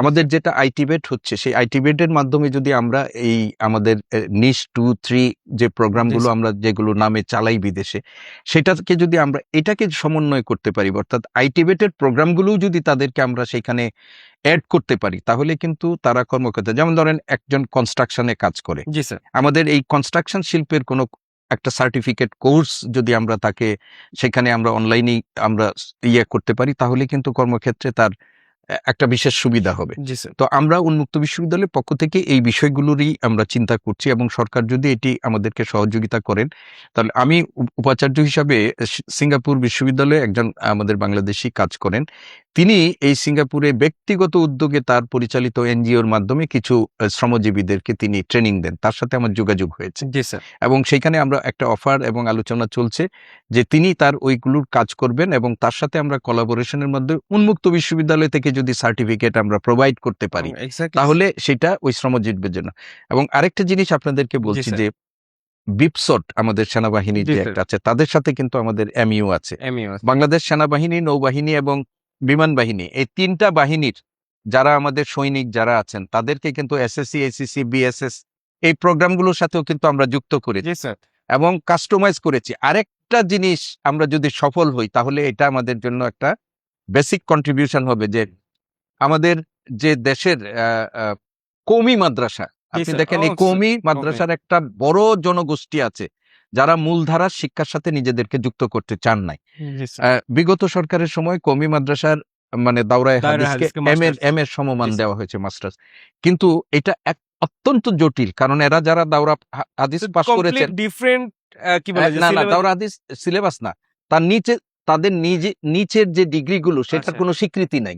ওকে, ফলে ডিরেক্ট মাস্টার্স। শ্রমবাজারে যেয়ে তারা কিন্তু একটা সমস্যায় পড়েছে। জি স্যার। তো উন্মুক্ত বিশ্ববিদ্যালয়ের সাথে কওমি মাদ্রাসার এখন একটা আলোচনা আমাদের চলছে যে তারা তাদের এই যে সিলেবাস, সেটাও আবার তারা একেবারে আমাদের মূলধারার সিলেবাসের সাথে আলিয়া মাদ্রাসার মতো যুক্ত হতে চায় না। Okay sir. তো তারা তাদের মতো করে উন্মুক্ত বিশ্ববিদ্যালয়ের নীতির সাথে সঙ্গতি রেখে আমরা একটা করতে চাই যে কাস্টমাইজ করে একটা জি স্যার। কারিকুলাম ডেভেলপ করে যদি আমরা এটা আনতে পারি, তাহলে কিন্তু এটা সরকারের জন্য হবে, দেশের জন্য হবে, যে আমাদের বিশাল একটা একটা বড় জনগোষ্ঠীর জন্য, স্যার। জনগোষ্ঠী যারা নিজেদেরকেও আবার শ্রমবাজারে, এখন শুধুমাত্র তারা হয় শিক্ষকতা, না হয় ইমামতি, ইমামতি। এইগুলোর মধ্যেই তারা জি স্যার। সীমাবদ্ধ আছে, এক্স্যাক্টলি স্যার। কিন্তু তারা মূল যে আমাদের যে পেশা, সেইগুলোতে শ্রমবাজারে তারা কিন্তু নিজেদেরকে কম্পিট। ইন্ডাস্ট্রি। এটা আমরা চাই যে আমাদের এই স্যার প্রচেষ্টাটা এটার সফল হোক। আসলে কি স্যার, আসলে বা এটার কত এই কার্যক্রম স্যার কত দূর এগিয়েছে স্যার? আচ্ছা, ওইটার কওমি মাদ্রাসার কর্তৃপক্ষের একটা প্রতিনিধি দল, একটা কমিটি, তারা কিছু দিয়ে, এবং আমাদের এখানকার স্কুল অফ এডুকেশনের ডিন, তিনিও কোঅর্ডিনেট করছেন। আমাদের এই আলোচনাটা অব্যাহত আছে, এবং আলোচনাটা কিন্তু বেশ খানিকটা আমাদের অগ্রসর হয়েছে, জি স্যার। এবং আমরা আশা করি তাদের সাথে আমাদের এই আলোচনা ফলপ্রসূ হবে, এবং তাদেরকে যদি আমরা যুক্ত করতে পারি, আমরা স্যার, কিন্তু এটা একটা বৈপ্লবিক একটা পরিবর্তন একটা ঘটবে। পরিবর্তন হবে। জি স্যার। আর আরেকটা আমাদের যেটা বিষয় আছে যে আমরা কিন্তু অলরেডি আলিয়া মাদ্রাসায় যারা শিক্ষকতা করেন, স্কুলগুলোতে যেরকম বিএড প্রোগ্রাম আছে আমাদের, একই সাথে তাদের জন্য বিএম ইএড আছে একটা, মাদ্রাসায় যারা শিক্ষকতা জি স্যার। করেন, সেখানেও তারা কিন্তু আমরা আমাদের সাথে এখান থেকে যুক্ত করে তারা তাদের স্কিল ডেভেলপমেন্টের মাধ্যমে পেশা জীবনে কিন্তু তারা সাফল্য করছে। এটা কিন্তু উন্মুক্ত বিশ্ববিদ্যালয় জি স্যার। স্কুল অফ এডুকেশনের মাধ্যমে আমরা এই Exactly, কাজগুলো করছি। জি স্যার। খুবই স্যার হচ্ছে যে ভাইব্রেন্ট কাজ হচ্ছে, যে দর্শকরা হয়তো স্যার আমার মনে হয় না এত কিছু জানতো বা জাতীয় জি, জি, বিশ্ববিদ্যালয় উন্মুক্ত বিশ্ববিদ্যালয় সম্পর্কে, জি। যে সেটা আর কি তাদের জানার পরিধিকে আরো এনরিচ করবে। স্যার আমরা একটু আহ আপনি বলছিলেন যে বিদেশের মানে কি বলে যে আমাদের স্পেকট্রামটা আরো বড় করার ক্ষেত্রে, যে আন্তর্জাতিক মহলে দৃষ্টি আকর্ষণের ক্ষেত্রে আরো কোনো চিন্তার জায়গা থেকে, স্যার সেই জায়গা থেকে আন্তর্জাতিক স্বীকৃতির বা র্যাঙ্কিং এর জায়গা থেকে কোনো পরিকল্পনা কি স্যার আপনি করেছেন কিনা আচ্ছা, স্যার? উন্মুক্ত বিশ্ববিদ্যালয় আসলে এই দেশের মানুষের একটা ধারণা ছিল যে তারা এসএসসি, এসএসসি এইগুলো প্রোগ্রাম করে, কিন্তু আপনি জেনে আনন্দিত হবেন উন্মুক্ত বিশ্ববিদ্যালয় এখন তাদের শিক্ষা কার্যক্রম এর যে পরিধি এবং গবেষণা কার্যক্রমের যে পরিধি, সেটা কিন্তু অনেক দূর অগ্রসর করেছে। উন্মুক্ত বিশ্ববিদ্যালয়ে এখন একটা স্কুল অফ ল আছে, জি স্যার। সেখানে আমাদের ব্যবহারজীবীদেরকে এখানে তৈরি করছে। আগে এটি আমাদের একটা ফ্যাকাল্টির আন্ডারে তাদের এটা ছিল, কিন্তু এখন স্যার। তারা স্বতন্ত্রভাবে এটি তারা কাজ করছে। উন্মুক্ত বিশ্ববিদ্যালয়ের এই যে আমরা বলছি যে র্যাঙ্কিং, এখন তো পৃথিবী এমন একটা জায়গায় আপনার বিশ্ববিদ্যালয়কে যদি বিশ্বমানের স্বীকৃতি আদায় না করতে পারেন, আপনি এখানে যত ভালো কাজ করেন এটা দিয়ে কিন্তু আপনার গ্রাজুয়েটদের ভাগ্য পরিবর্তনে জি খুব স্যার, বড় কাজ করা যাবে না। যাবে না স্যার। এখন এই র্যাঙ্কিং গুলো যেভাবে আমাদের হয়, উন্মুক্ত বিশ্ববিদ্যালয়ে অনেকদিন ধরে পর্যন্ত এই কাজগুলো ছিল না। আমাদের এখন এগুলো যুক্ত হয়েছে বিভিন্ন স্কুলের আন্ডারে, ধরেন স্কুল অফ বিজনেসের আন্ডারে আমরা এখন বিবিএ এমবিএ প্রোগ্রামগুলো এখানে পরিচালনা করছি। আরো মানে ডিপ্লোমা কোর্সও এখানে আছে। জি স্যার। আমাদের যে school of social science arts and language, যে আমাদের একটা হিউম্যানিটিজ অ্যান্ড ল্যাঙ্গুয়েজ স্কুল আছে, সেখানে কিন্তু আমরা কিছু বিষয়ে এখন আপনার অনার্স সহ ব্ল্যান্ডেড মেথডে দিচ্ছি আমরা। এসএসটি আমাদের যেটা সায়েন্স অ্যান্ড টেকনোলজি স্কুল আছে, সেখানে আমাদের অন্যান্য কোর্সের সাথে আমরা এখন কম্পিউটার সায়েন্স অ্যান্ড ইঞ্জিনিয়ারিং জি এবং স্যার। ফুড অ্যান্ড নিউট্রিশন, এখানে কিন্তু আমরা এখন অনার্স সহ আমরা ডিগ্রি দিচ্ছি। আমরা খুব ভালো ল্যাব তৈরি করা হয়েছে আমাদের। তো এর সাথে আমাদের এখন এমফিল এবং পিএইচডি পর্যায়ে আমাদের প্রাতিষ্ঠানিক গবেষণা, উচ্চতর গবেষণা হচ্ছে। তো এইগুলো যখন চালু হয়েছে, সেই চালু হওয়ার ফলে আমরা কিন্তু এখন আন্তর্জাতিক র্যাঙ্কিং এ আমাদের যে সমস্ত শর্ত কন্ট্রিবিউশন। পূরণ জি স্যার। করতে হয় আন্তর্জাতিক র্যাঙ্কিং এ করার জন্য, সেটার জন্য কিন্তু আমরা এখন উপযোগী হয়েছি। জি স্যার। আমাদের এখানকার যে পদোন্নতি নিয়োগ নীতিমালায় আমাদের পূর্ববর্তী উপাচার্যের সময় কিন্তু পরিবর্তন করা হয়েছে, যে পরিবর্তনগুলোর মধ্য দিয়ে একজন শিক্ষকের যে প্রকাশনা, সেই প্রকাশনার মধ্য দিয়েও কিন্তু আপনি সাইটেশন। এখন সাইটেশন এইগুলোর আমাদের একটা বাধ্যতামূলক কিছু স্যার। জিনিস করা হয়েছে। স্যার। তো ফলে আমরা আশা করছি যে আমরা এখন বিশ্ববিদ্যালয়কে আমাদের যে র্যাঙ্কিং এর জন্য যে আমাদের প্রতিযোগিতা, জি স্যার। সেই প্রতিযোগিতা আমাদের হবে। আমাদের বিএনকিউএফ আছে, তারপরে আমাদের এখানে আইকিউসি সেল আমাদের স্যার। কাজ করছে। এবং আপনি জেনে আনন্দিত হবেন যে উন্মুক্ত বিশ্ববিদ্যালয় আমাদের দেশের পাবলিক প্রাইভেট ইউনিভার্সিটিগুলোর জন্য যে গবেষণার সুযোগ তৈরি করেছে বাংলাদেশ বিশ্ববিদ্যালয় মঞ্জুরি কমিশন, এবং ওয়ার্ল্ড ব্যাংকের সহায়তায় হিট প্রজেক্ট বলে যে জি তারা স্যার, হিট প্রজেক্ট, প্রজেক্ট। জি স্যার। হিট প্রজেক্টের আওতায় যে বিশ্ববিদ্যালয়ের শিক্ষকদের যে বিশেষ করে লেকচারার অ্যাসিস্ট্যান্ট প্রফেসরদের যে প্রফেশনাল ডেভেলপমেন্টের জন্য যে প্রশিক্ষণ, 4 মাস ব্যাপী বুনিয়াদী প্রশিক্ষণ, জি স্যার। এই প্রশিক্ষণের জায়গাটা হচ্ছে উন্মুক্ত ও বিশ্ববিদ্যালয়। স্যার। আমাদের উন্মুক্ত বিশ্ববিদ্যালয়ের ভেন্যু ব্যবহার করা হচ্ছে, এবং উন্মুক্ত বিশ্ববিদ্যালয়ের আইকিউসি সেল এবং বাংলাদেশ বিশ্ববিদ্যালয় মঞ্জুরি কমিশনের যে হিট প্রজেক্ট, তারা আমরা যৌথভাবে এই প্রশিক্ষণটা এখন 4th বেসের প্রশিক্ষণ, এখানে 3rd 4th বেসের প্রশিক্ষণ আমাদের এখানে চলছে। আমরা তাদের আবাসিক সুবিধা নিশ্চিত করা সহ আমাদের সব ধরনের সুবিধা এখানে নিশ্চিত করেছি। ফলে উন্মুক্ত বাংলাদেশ বিশ্ববিদ্যালয় মঞ্জুরি কমিশন আমাদের এই যে সক্ষমতা, সেটাকে তারা কাজে লাগিয়ে পাবলিক প্রাইভেট ইউনিভার্সিটি এর এই মুহূর্তে 60 জন শিক্ষক আমাদের এখানে প্রশিক্ষণ কাজের সাথে অনেক তারা যুক্ত আছে। তো এইটাও কিন্তু আমাদের উন্মুক্ত বিশ্ববিদ্যালয়ের জন্য একটা অনেক বড়, আমি মনে মাইলফলক করি, স্যার। অ্যাচিভমেন্ট, এবং আমাদের ক্রেডেনশিয়ালের সাথে এটা একটা এবং এইটার মধ্য দিয়ে আমরা বলি যে একটা বিশ্ববিদ্যালয় টিকে থাকার জন্য গবেষণা খুব গুরুত্বপূর্ণ। ডেফিনিটলি নতুন জ্ঞান হ্যাঁ, তৈরি আমরা করা। আমরা আমরা এখন এই নতুন জ্ঞান গবেষণাটা তৈরি করা এবং উন্মুক্ত বিশ্ববিদ্যালয়ের সম্প্রসারণ যেটুকু হয়েছে সেটা এখন কোয়ালিটি এনহান্স করা, এক্স্যাক্টলি স্যার। দ্যাট ইজ মানে প্রায়োরিটি। Priority sir. স্যার, আপনি এখানে খুব সুন্দরভাবে বলেছেন যে আসলে আন্তর্জাতিক মহলের স্বীকৃতি পাওয়ার জন্য আসলে অনেক দূর এগিয়ে গিয়েছে অলরেডি বাংলাদেশ উন্মুক্ত বিশ্ববিদ্যালয়। স্যার, আন্তর্জাতিক র্যাঙ্কিং এর ক্ষেত্রে একটা গুরুত্বপূর্ণ ব্যাপার থাকে যে এই বিশ্ববিদ্যালয়ের অ্যালামনাইদের হচ্ছে যে অ্যাটাচমেন্টের জায়গাটা, সেই জায়গা থেকে কি আসলে বাংলাদেশ উন্মুক্ত বিশ্ববিদ্যালয় অ্যালামনাইদের নিয়ে কি কোনো স্যার পরিকল্পনা আছে কিনা, তাদেরকে কানেক্ট করা বা একসাথে বা অ্যালামনাই অ্যাসোসিয়েশন বা এগুলো নিয়ে স্যার কোনো পরিকল্পনা আছে কিনা স্যার? পৃথিবীতে সব বিশ্ববিদ্যালয়, যত বিশ্ববিদ্যালয় আছেন, দেখেন একটা বিশ্ববিদ্যালয়ের একাডেমিক এবং ভৌত অবকাঠামো উন্নয়নের ক্ষেত্রে কিন্তু অ্যালামনাইরা একটা বড় ভূমিকা রাখে। Exactly sir. আপনি অক্সফোর্ডের কথা বলেন, ক্যামব্রিজের কথা বলেন, আপনি হার্ভার্ডের কথা বলেন, সেখানে প্রত্যেক জায়গায় কিন্তু আমাদের একটা বড় ভূমিকা রাখে অ্যালামনাই। অ্যালামনাই।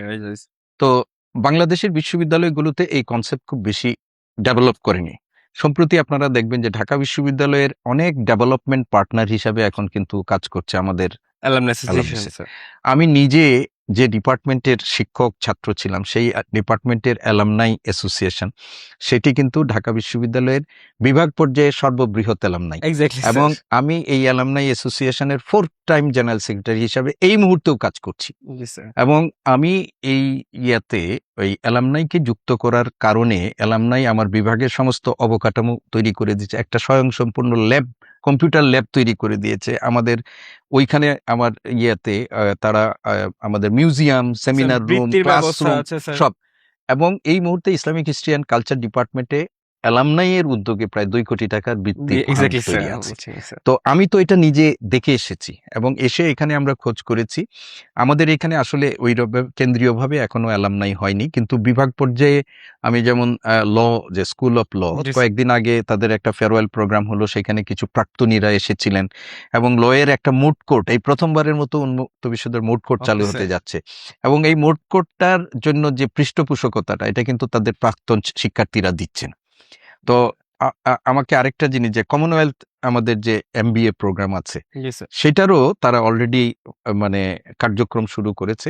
কিন্তু আমি মনে করি যে কেন্দ্রীয়ভাবে একটা অ্যালামনাই হওয়া উচিত, এক্স্যাক্টলি স্যার। যে অ্যালামনাই হলে আমাদের এই অ্যালামনাইয়ের মধ্যে অনেকেই আছেন, বিশেষ করে অ্যালামনাই উন্মুক্ত বিশ্ববিদ্যালয়ের এই দুঃশিক্ষণের কারণে বাংলাদেশের আমি মানে আপনি 64 সচিব পর্যায় জি থেকে স্যার। শুরু করে অনেকেই কিন্তু আমাদের এখানে এমবিএ করেছেন, নানা প্রোগ্রামে আছেন এক্স্যাক্টলি স্যার। এবং অনেক ইন্ডাস্ট্রিয়ালিস্ট আছেন আমাদের এখানে প্রোগ্রাম করেছেন।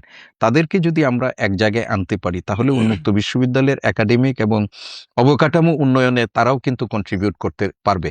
আর আপনি জানেন যে র্যাঙ্কিং এর যে যতগুলো আমাদের ক্রাইটেরিয়া থাকে ক্রাইটেরিয়া স্যার। আছে এর মধ্যে একটা হলো অ্যালামনাই অ্যাসোসিয়েশন। Exactly sir. তো এটার জন্য আমরা যদি তাকে ইয়ে করতে পারি, অ্যালামনাই অ্যাসোসিয়েশন করে এটাকে সামনের দিকে এগিয়ে নিয়ে যেতে হবে। Okay sir. আমাদের আজকের এই ইন্টারভিউটা যারা দেখছেন স্যার, আর উন্মুক্ত বিশ্ববিদ্যালয়ের যারা অ্যালামনাই প্রাক্তন শিক্ষার্থী আছে তাদের জন্য স্যার একটা বার্তা দিলেন আর জি, কি, জি। যে এটা করা যেতে পারে এবং এটা ভালোর জন্যই। হুম। স্যার এখন হচ্ছে যে একটু আমাদের বাজেটের বিষয়টা নিয়ে আলাপ করতে চাই। সেটা হচ্ছে যে স্যার আমাদের শিক্ষা বাজেট হচ্ছে প্রায় 1,36,606 কোটি টাকা, প্রায় 2%। আর ইউজিসি কর্তৃক উন্মুক্ত বিশ্ববিদ্যালয়ের আমরা বাজেটে দেখলাম যে স্যার 273,32,32,00,000 টাকা। স্যার জাতীয়ভাবে শিক্ষা খাত এবং উন্মুক্ত বিশ্ববিদ্যালয়ের জন্য ইউজিসি কর্তৃক যে বাজেট স্যার, এটা কি এনাফ স্যার? আহ আমি এই ব্যাপারে আপনি চমৎকার একটা প্রশ্ন করেছেন, থ্যাংক ইউ ভেরি মাচ। দক্ষিণ এশিয়াতে যদি ন্যাশনাল বাজেটের কথা আপনি লক্ষ্য করেন, যে জি স্যার। বাংলাদেশের পৃথিবীতে একটা গ্লোবালি আমাদের যে ইউনিসেফের যে মানদণ্ড, সেখানে বাজেটের ন্যূনতম আমাদের যে জিডিপির 5% আমাদের এডুকেশনে দেওয়ার কথা। আমাদের যে বর্তমান সরকার এবং মাননীয় প্রধানমন্ত্রী তারেক রহমান তার নির্বাচনী ইশতেহারে বলেছেন এবং তিনি প্রায়শই এই কথাটি বলছেন যে আগামী 5 বছরে আমাদের যে আন্তর্জাতিক মানদণ্ডের জিডিপির 5% সেটাকে তিনি নিয়ে যেতে চান এবং স্পর্শ করতে চান জি সেখানে। স্যার। এবং এর অংশ হিসাবে এই স্বাধীনতা উত্তর প্রথম বাংলাদেশে শিক্ষা খাতে বাজেটে আপনার জিডিপি 2%, মানে 2-এর গড় স্পর্শ করলো, রাইট? তো স্যার। এর আগে কিন্তু আমাদের এটি হয়নি। আর উন্মুক্ত বিশ্ববিদ্যালয় এটি পাবলিক বিশ্ববিদ্যালয়, কিন্তু আপনি আনফরচুনেটলি আমি এসে দেখেছি যেটা, জি যে এই স্যার। যে আপনি 273 কোটি টাকার বাজেট উন্মুক্ত বিশ্ববিদ্যালয়ের জন্য ইউজিসির বাজেট বরাদ্দ করা হয়েছে। উন্মুক্ত বিশ্ববিদ্যালয় হচ্ছে ব্যতিক্রম বিশ্ববিদ্যালয়। সেখানে এই উন্মুক্ত বিশ্ববিদ্যালয় পরিচালিত হয় প্রায় বলতে গেলে নিজস্ব অর্থাৎ অর্থায়নে। এই 273 কোটি টাকার মধ্যে আমি যতদূর জানি যে এই বছর ইউজিসির কন্ট্রিবিউশন হবে 20 কোটি টাকা মাত্র। স্যার মানে এর মধ্যে মাত্র 20 কোটি টাকা তার এবং মানে হচ্ছে বাকি 250 কোটি টাকা স্যার আমাদের নিজস্ব অর্জন করতে হবে, অর্থায়ন করতে হবে। আমি এই বিষয়টাই দৃষ্টি আকর্ষণ করছি আপনার, যে স্যার। গত বছরে আমাদের যে বাজেট ছিল সেই বাজেটের মাত্র 5% বাজেট ছিল আপনার সরকারি বাজেট, মানে ইউজিসির মাধ্যমে যেটি এসেছে। আর বাকি হলো উন্মুক্ত বিশ্ববিদ্যালয়ের নিজস্ব আয়ে বিশ্ববিদ্যালয় পরিচালনার জন্য। কিন্তু উন্মুক্ত বিশ্ববিদ্যালয়ের যে আইন, যে অ্যাক্টের মাধ্যমে এটি পরিচালিত স্যার। হয়, সেখানে বলা হয়েছিল যে উন্মুক্ত বিশ্ববিদ্যালয়ের যাত্রাকালে অন্তত কিছুদিন তার কন্ট্রিবিউশন হবে 30% আর বাকি 70% সরকারের কাছে আসবে। ও স্যার। তারপরে ক্রমান্বয়ে এটিকে অ্যাডজাস্ট করা হবে। অ্যাডজাস্ট করা কিন্তু হবে। আনফরচুনেটলি এটা একেবারে ভিন্ন একটা হলো। আমি যখন উপাচার্য হিসেবে দায়িত্বভার গ্রহণ করলাম, যখন আমাকে এই দৃষ্টি আকর্ষণ করা হলো, আমরা ইউজিসির মাননীয় চেয়ারম্যানের সাথে আমরা একটা pro vice chancellor, 2 pro vice chancellor, sir. Treasurer, registrar সহ আমরা একটা ডেপুটেশন গেলাম এবং উনার এই ব্যাপারে এই দৃষ্টি আকর্ষণ করলাম। তো উনি ইউজিসির যিনি সদস্য হিসাবে অর্থ দেখেন, বাজেট দেখেন, তাকে আমাদের সাথে বসালেন এবং সেইখানে উনি বললেন যে এটা কেমন করে, উনার কাছেও এটা আশ্চর্য মনে হয়েছে। তো পরবর্তীতে উপাচার্য হিসাবে আমি একটা ডিও লেটার দিয়েছি ইউজিসিকে এবং বললাম যে দেশের অন্যান্য পাবলিক বিশ্ববিদ্যালয়ের মতো উন্মুক্ত বিশ্ববিদ্যালয়েরও সরকারি বাজেটেই পরিচালনা হওয়ার কথা। সেটা যতক্ষণ না হবে অন্ততপক্ষে আমাদেরকে যেন 50% আর উন্মুক্ত বিশ্ববিদ্যালয় নিজে আয়ে যেন এটা পরিচালনা করা হয়। আপনি দেখেন উন্মুক্ত বিশ্ববিদ্যালয়কে অনেকেই বলে, একটা আমাদের কর্মকর্তা বলেছিলেন এই কথাটা, আমি প্রায়ই বলি যে উন্মুক্ত বিশ্ববিদ্যালয় হচ্ছে মানবিক বিশ্ববিদ্যালয়। এই বিশ্ববিদ্যালয়ে যারা পড়াশোনা করেন তারা নানা আর্থসামাজিক কারণে পেশাগত জীবনের সাথে যুক্ত এবং এদের মধ্যে অনেকেই নিম্ন আয়ের পেশাজীবী। তাদের অর্থায়নে এই বিশ্ববিদ্যালয় যদি পরিচালিত হয় তাহলে বিশ্ববিদ্যালয়কে তাদের কাছ থেকে সেই অর্থটা আর্ন করতে হবে এবং এটা কোনো কোনো ক্ষেত্রে আমাদের কাছে মনে হয় যে অমানবিক। আপনি উন্মুক্ত বিশ্ববিদ্যালয়, আপনার মাধ্যমে আরেকটা জিনিস জানাতে চাই যে আমাদের সদ্য সমাপ্ত এসএসসি পরীক্ষাতে আমি রংপুরে একটা পরীক্ষা কেন্দ্র পরিদর্শন করতে গিয়েছিলাম একটা বিশেষ উদ্দেশ্যে। সেই পরীক্ষা কেন্দ্রটা হলো বেগম রোকেয়ার যে বাড়ি, সেই বাড়িতে যে তার কলেজ, রোকেয়া স্মৃতি কলেজ, সেখানে তৃতীয় লিঙ্গের 28 জন পরীক্ষার্থী, 28 জন পরীক্ষার্থী তৃতীয় লিঙ্গের হিজড়া জনগোষ্ঠী তারা অংশগ্রহণ করছে, একটা কেন্দ্রে পরীক্ষা দিচ্ছে এবং এরা অত্যন্ত দরিদ্র আপনি জানেন এবং সমাজের সুবিধা বঞ্চিত সমাজ থেকে তারা নানা মুখে বিক্ষোভ। উন্মুক্ত বিশ্ববিদ্যালয়ে তাদের 60% টিউশন ফি ওয়েব করে দিয়ে তাদেরকে এখানে করেছে। এই যে বাকি 40% সেটা দেওয়ারও সক্ষমতা তাদের নেই। আমাকে তারা আবেদন করেছে, আমি বললাম যে আপনারা আমি চেষ্টা করব, আমরা যদি উন্মুক্ত বিশ্ববিদ্যালয়তে না পারি তাহলে সমাজের বিত্তবানদের কাছে আমরা যাব, তাদের এই শিক্ষা জীবনটা কন্টিনিউ করার জন্য আপনারা পাশে দাঁড়ান। এমন একটা বিশ্ববিদ্যালয় যে বিশ্ববিদ্যালয়ের পরিচালন ব্যয় সমস্ত দায় দায়িত্ব অর্পণ করা হয়েছে এই নিম্ন আয়ের সুবিধাভোগী মানুষের উপর। এটি কিন্তু আমরা মনে করি যে সরকারের এই ব্যাপারে দৃষ্টি দেওয়া দরকার। আমি আজকের এই সুযোগে বাংলাদেশ উন্মুক্ত বিশ্ববিদ্যালয়ের পক্ষ থেকে ইউজিসি চেয়ারম্যান এবং তাদেরকেও ধন্যবাদ জানাবো যে তারা আমাদের এই আবেদনটাকে খুব গুরুত্বের সাথে নিয়েছেন এবং আমাদের আবেদনটা মানে অর্থ মন্ত্রণালয় এবং শিক্ষা মন্ত্রণালয়ে তারা তাদের কমিটির সিদ্ধান্ত অনুযায়ী এটা প্রেরণ করেছেন এবং আমরা আশা করব উন্মুক্ত বিশ্ববিদ্যালয়ের এই দাবিটা এবং এই যে আমরা একটা মানবিক কাজ করছি এবং এই দেশের প্রান্তিক জনগোষ্ঠীর স্বার্থেও সরকার এখানে বরাদ্দ বৃদ্ধি করবেন এবং বাংলাদেশ উন্মুক্ত বিশ্ববিদ্যালয় বেগম খালেদা জিয়া যে লক্ষ্য নিয়ে এটা প্রতিষ্ঠা করেছিলেন যে সমাজের প্রান্তিক জনগোষ্ঠীকে শিক্ষার আলোয় আলোকিত করা, সেই কাজটি সহজতর করার জন্য সরকার এই দায়িত্বটি পালন করবেন, আমাদের বাজেট বরাদ্দ বৃদ্ধি করবেন। অবশ্যই স্যার, আশা করি সরকার এই বিষয়ে তারা তার সদয় দৃষ্টি জ্ঞাপন করবে। স্যার, আমরা একটু ভিন্ন জায়গায় একটু কথা বলতে চাই, সেটা হচ্ছে স্যার আমরা তো দেখেছি যে গত 15 বা 17 বছর ধরে বাংলাদেশে একটা ফ্যাসিস্ট রেজিম ছিল। সেই জায়গা থেকে বাংলাদেশে প্রচুর পরিমাণে করাপশন হয়েছে এবং আমাদের প্রত্যেকটা সেক্টর একদম কি বলে যে ব্যবসা থেকে শুরু করে শিক্ষা এবং সব সেক্টর হচ্ছে যে এক্সপ্লয়েট হয়েছে স্যার। সেই জায়গা থেকে আমরা বিশ্ববিদ্যালয়গুলোতে দেখেছি কিভাবে রাজনীতিকরণ করা হয়েছে, চাকরির নিয়োগ, সব ক্ষেত্রে স্যার। আসলে স্যার এইরকম একটা সময়ে যে আপনি এখন একটা সময় ভিসি হয়েছেন, একটা দীর্ঘ 15-16 বছরের একটা স্বৈরাচারী একটা সময় যাওয়ার পরে স্যার এখানে তো পলিটিক্যাল নানান ধরনের হ্যাসেল হওয়ার কথা, যেহেতু এখানে আহ বলা যায় যে রাজনৈতিক নিয়োগই বেশি হয়েছে। তো স্যার এইসব ক্ষেত্রে স্যার আসলে কিরকম মানে যে অসুবিধা ফেস করছেন স্যার? দেখুন, আমরা এই মানে আগস্টের যে পট পরিবর্তন, সেই পট পরিবর্তনের পর যিনি বর্তমানে ঢাকা বিশ্ববিদ্যালয়ের উপাচার্য হিসাবে আছেন, প্রফেসর এবিএম ওবায়দুল ইসলাম, তিনি এখানে উপাচার্য হিসেবে দায়িত্ব পালন করেছেন এবং বিগত সরকারের সময় আমাদের এই যে নিয়োগে যে অসঙ্গতি, বিশেষ করে শিক্ষক কর্মকর্তা কর্মচারী নিয়োগের ক্ষেত্রে আপনি যেটা বলছেন যে রাজনীতিকে প্রাধান্য দিতে গিয়ে অনেক ক্ষেত্রে মেধাকে উপেক্ষা করা বা নিয়ম নীতি লঙ্ঘন করে যে নিয়োগ দেওয়া হয়েছে সেটা পর্যালোচনা করার জন্য উন্মুক্ত বিশ্ববিদ্যালয়ে একটা কমিটি গঠন করা হয়েছিল এবং এই কমিটি এখনো কার্যক্রম চলমান আছে, এখনো আমাদের কাছে রিপোর্ট চূড়ান্তভাবে উপস্থাপিত হয়নি। আমার একটা যেটা ব্যক্তিগতভাবে বিশ্বাস করি যে আমি একজন মানুষ এবং আপনি মনে করবেন যে মানুষ মাত্রই তো রাজনীতি, তার আদর্শ এগুলো আছে, কিন্তু কোনো কোনো ক্ষেত্রে বিশেষ করে যারা দায়িত্বপ্রাপ্ত হন তাদের দৃষ্টিভঙ্গিটা একটু উদার করতে হয় এবং বিশেষ করে আপনি একজন বিশ্ববিদ্যালয়ের শিক্ষক যদি আজকে নিয়োগ দেন, একজন কর্মকর্তা যদি নিয়োগ দেন, সে যদি কোনো কারণে অযোগ্য হয় তাহলে এই অযোগ্যতার দায় কিন্তু ধরেন 4 দশক 3 দশক 4 দশক ধরে বহন করতে হবে। একজন শিক্ষক মানে 3 দশক 4 দশক ধরে শিক্ষকতা করেন, একজন কর্মকর্তা 3 দশক 4 দশক ধরে তারা বিশ্বাস করেন, এবং এই অযোগ্যতার ফল এটা কিন্তু এই প্রতিষ্ঠানকে দীর্ঘদিন ধরে বহন করতে হয়। বিগত সরকারের শাসনামলে যারাকে মানে তার মেধা এবং যোগ্যতাকে উপেক্ষা করে তাদেরকে অবৈধ নিয়ম বহির্ভূতভাবে যাদেরকে এই নিয়োগগুলো দেওয়া হয়েছে, প্রতিষ্ঠানগুলো কিন্তু সাফারিং শুরু হয়েছে। তো এখন যে বিষয়টা আমাদের ব্যক্তিগতভাবে আমি দেখছি যে এই কমিটি কাজ করছে, সেই কমিটির কাছ থেকে যদি আমরা রিপোর্ট পাই তাহলে সেইগুলো অনুযায়ী আইনানুগভাবেই আমরা ব্যবস্থা নিব। কিন্তু আমি যেটা চাই যে আমার জায়গা থেকে, যে আমি আমার রাজনৈতিক আদর্শে আমার আছে আছে, কিন্তু একটা প্রতিষ্ঠানের স্বার্থে এই রাজনৈতিক আদর্শের চেয়েও একটা প্রতিষ্ঠানের স্বার্থে যোগ্য মেধাবী ব্যক্তিদেরকে যথাস্থানে প্রতিস্থাপন করা, এটা কিন্তু আমার একটা নৈতিক সাংবিধানিক দায়িত্ব।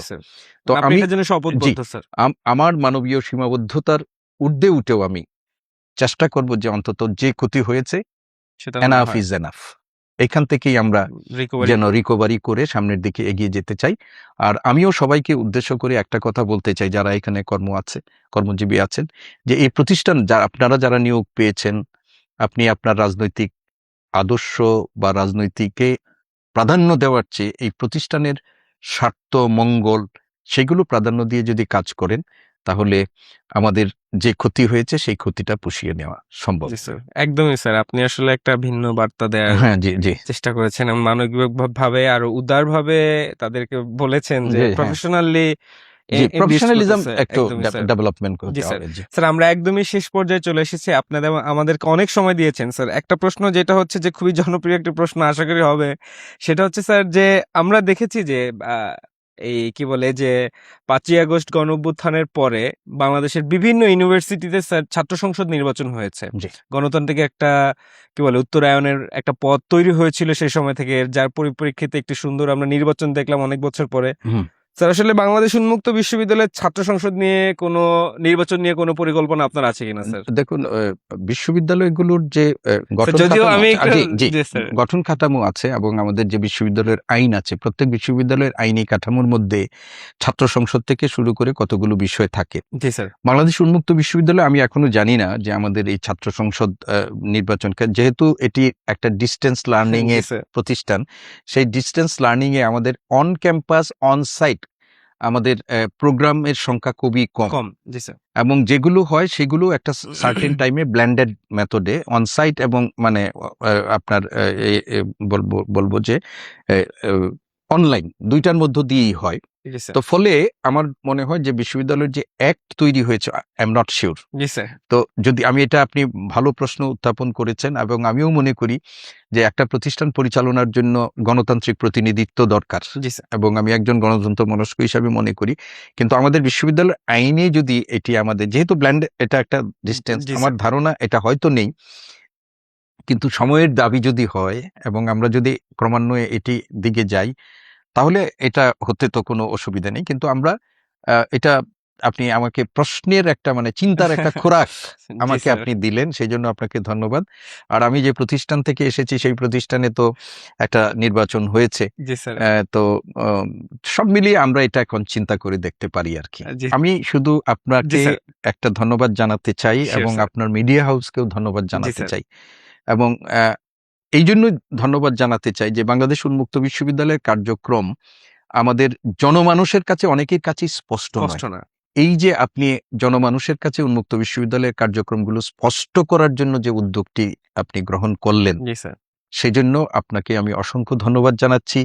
আপনার মাধ্যমে আমার ক্যামেরার পেছনে যিনি আছেন, আপনাদের যারা মিডিয়ার সাথে যুক্ত আছেন তাদেরকে ধন্যবাদ জানাচ্ছি, এবং সর্বোপরি এই দর্শক যারা এই অনুষ্ঠানটি দেখবেন তাদের কাছে আমার একটা অনুরোধ যে আপনারা বাংলাদেশ উন্মুক্ত বিশ্ববিদ্যালয় এর এই যে কার্যক্রম আপনাদের সামনে বলেছি, সেগুলো দেশের প্রান্তিক জনগোষ্ঠীর যাদের শিক্ষার অধিকার আছে কিন্তু সুযোগ পায় না, তাদেরকে উন্মুক্ত বিশ্ববিদ্যালয়ের শিক্ষা কার্যক্রমের সাথে যুক্ত করার জন্য উদ্বুদ্ধ করবেন। আমরা তাদের জন্য সহযোগিতার হাত প্রসারিত করে বসে আছি। সবাইকে আন্তরিক ধন্যবাদ স্যার। অনেক অনেক ধন্যবাদ স্যার আপনাকে, আপনার এত ব্যস্ত সময়ের মধ্যে আমাদের সময় দেওয়ার জন্য। দর্শক, আপনাদেরকেও অনেক ধন্যবাদ জানাচ্ছি আমাদের সাথে থাকার জন্য। ভালো থাকুন। আসসালামু আলাইকুম।